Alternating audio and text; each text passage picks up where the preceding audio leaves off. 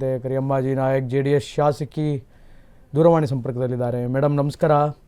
ನಮಸ್ತೆ ಸರ್. ಎಷ್ಟು ವರ್ಷದಿಂದ ನೀವು ಚೆನ್ನಮ್ಮ ಅವರನ್ನು ನೋಡ್ತಾ ಇದ್ದೀರಿ? ಅವ್ರ ಜೊತೆ ಹೇಗೆಲ್ಲ ಮಾತಾಡ್ತಾ ಇದ್ರಿ? ಅವರು ನಿಮ್ಮನ್ನ ಹೇಗೆಲ್ಲ ಮಾತಾಡಿಸ್ತಾ ಇದ್ರು ಮೇಡಮ್?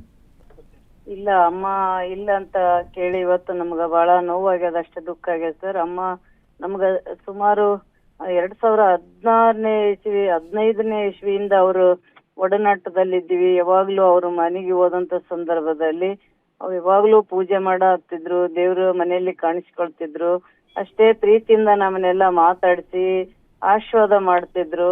ನಿಜವಾಗ್ಲೂ ಅವರು ಒಳ್ಳೆ ಒಂದು ದೊಡ್ಡ ಮೇರು ಒಂದು ವ್ಯಕ್ತಿತ್ವ ಇರಂತ ದೇವತೆ ಅವರು. ಅಂತವ್ರನ್ನ ಇವತ್ ನಾವು ಇಲ್ಲ ಅಂತ ಹೇಳಿ ಕೇಳೋದಕ್ಕ ಶಕ್ತಿ ಬರ್ತಾ ಇಲ್ಲ ನಮ್ಗ. ಹಂಗಾಗಿ ಬಹಳ ನೋವು ಆಗ್ತದೆ ಸರ್ ಅವ್ರ ಬಗ್ಗೆ. ಕಡೆದಾಗಿ ಯಾವಾಗ ಮೀಟ್ ಆಗಿದ್ರಿ ಮೇಡಮ್ ಅವ್ರನ್ನ? ಸರ್ ನಾನು ನಿನ್ನೆನೆ ಮಣಿಪಾಲ್ ಹಾಸ್ಪಿಟ್ಲಿಗೆ ಹೋಗಿ ಅಮ್ಮಗ ಆರೋಗ್ಯ ಸರಿ ಇಲ್ಲ ಅಂತ ಆದಂತ ಸಂದರ್ಭದಲ್ಲಿ ಹೋಗಿ ನಾನು ಅವ್ರನ್ನ ಮಾತಾಡ್ಸಿದೆ. ಕಣ್ ತೆಗೆದು ನೋಡಿದ್ರ ಅವರು, ಅಮ್ಮ ನಾವ್ ಬಂದೀನಿ, ಧೈರ್ಯವಾಗಿರ್ರಿ, ಏನಾಗಲ್ಲ ಅಂತ. ಎಷ್ಟು ಗಂಟೆಗೆ? ಸುಮಾರು 2 ಗಂಟೆ ಸಂದರ್ಭದಲ್ಲಿ ನಾನು ಹೋಗಿದ್ದೆ ಸರ್. ಹೋಗಿ ಮಾತಾಡಿಸಿ ಬಂದಿವಿ ಸರ್. ಶುಕ್ರವಾರ ದಿನ ಹೋಗಿದ್ದೆ ಸರ್.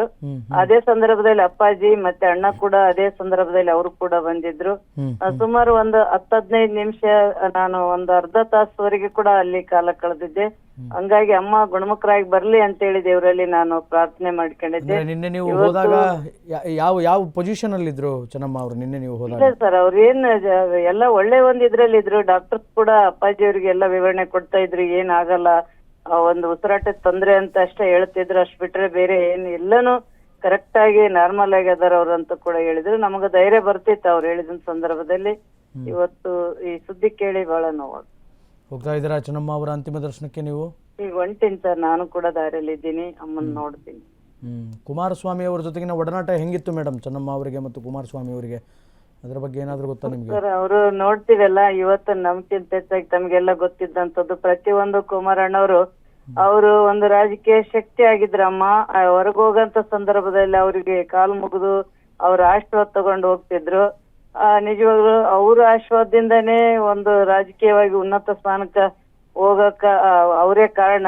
ಹಂಗಾಗಿ ಇಂದಿನ ಒಂದು ಬೆನ್ನೆಲುಬಾಗಿ ರಾಜಕೀಯ ಎಲ್ಲರಿಗೂ ಕೂಡ ಸನ್ಮಾನ್ಯ ದೇವೇಗೌಡರಿಗೆ, ಕುಮಾರಣ್ಣವರಿಗೆ ಎಲ್ಲ ನಮಗೆಲ್ಲ ಅವರು ಒಂದು ಶಕ್ತಿ ಆಗಿದ್ರು ಅಂತ ಹೇಳ್ಬೋದು ಸರ್.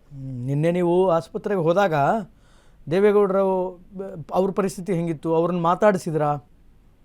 ಇಲ್ಲ, ಮಾತಾಡಿಸಿ ಧೈರ್ಯ ತುಂಬ್ತಾ ಇದ್ರು ಅವರು. ಇಲ್ಲ ನಾನು ಬಂದಿನಿ, ಇಲ್ಲೆಲ್ಲ ನೀ ಧೈರ್ಯವಾಗಿರು, ನೀನ್ ಮಾಡಂತ ಪೂಜೆ ಇವತ್ತು ನಿನ್ ಜೊತೆ ಇರ್ತದ, ಯಾವ್ದೇ ಕಾರಣಕ್ಕೂ ದೇವ್ರು ನಿನಗ ಏನ್ ಮಾಡಲ್ಲ, ಧೈರ್ಯವಾಗಿರು, ನಾವೆಲ್ಲ ಇಲ್ಲಿ ಇದ್ದೀವಿ. ಎಲ್ಲ ಕುಟುಂಬಸ್ಥರ ಬಗ್ಗೆ ಕುಮಾರಣ್ಣವರು, ಅವರು ಬಾಲಕೃಷ್ಣಣ್ಣವರು, ಎಲ್ಲ ನಮ್ಮ ಶಾಸಕರು, ಇವರೆಲ್ಲರೂ ಅನ್ಸೂಯಕ್ಕವರು, ಇವರೆಲ್ಲರ ಅವ್ರು ಹೇಳ್ತಾ ಇದ್ರು.